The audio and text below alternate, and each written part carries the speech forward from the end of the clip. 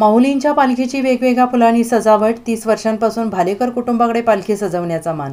अगदी काही तासातच आळंदी येथून संत ज्ञानेश्वर महाराजांच्या पालखीचं प्रस्थान होणार आहे. त्याआधी ज्या पालखीमधून माऊलींच्या पादुका पंढरपूरकडे रवाना होतात त्या पालखीची सजावट करण्यात आलेली आहे.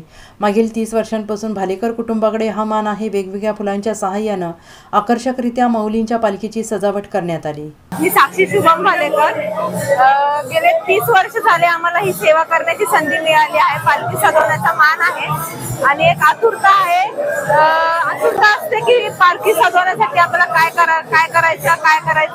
मग ती फुलं आणायची, त्याचा लढ्या करायच्या आणि वेगवेगळ्या प्रकारे त्यांना सजवून एक असं तयारी करून ठेवायची आदल्या दिवशीच.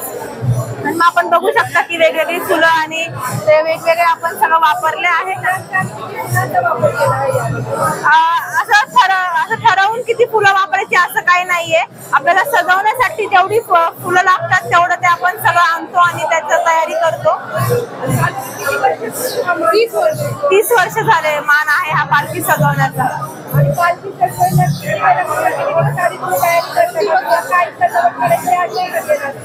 2 दिवस आधी तयारी करतो आणि आदल्या दिवशीपर्यंत पूर्ण सगळं तयारी करून एकदम रेडी असते. इकडे आले की फक्त त्याला पालखी सजवायचे हेच एक काम असतं आणि आपल्याला एक सेवा करण्याची संधी मिळते माऊलींची. तेच खूप आहे आपल्यासाठी आणि एक भाग्य म्हणून आपण त्याला की आपल्याला ही सेवा करण्याची संधी मिळाली आहे. Bureau report, SBN Marathi, Pune.